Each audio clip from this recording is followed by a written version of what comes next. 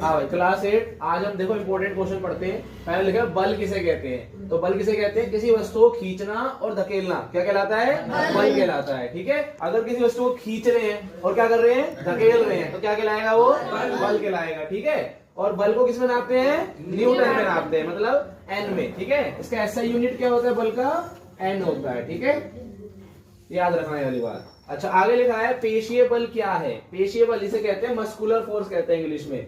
जब हम मांसपेशियों द्वारा कोई बल लगाते हैं तो क्या कहलाता है, पेशीय बल कहलाता है। जैसे मैं इसे हेलो मिला रहा हूँ, ठीक है, अब मैं इसे खींच रहा हूँ और इसे मेरे को खींच रहा है, तो ये क्या है, ये मस्कुलर फोर्स है, क्योंकि इसमें हम अपनी भुजाओं का इस्तेमाल कर रहे हैं। ठीक है, force which is enforce by our muscles that is called muscular force. Understand.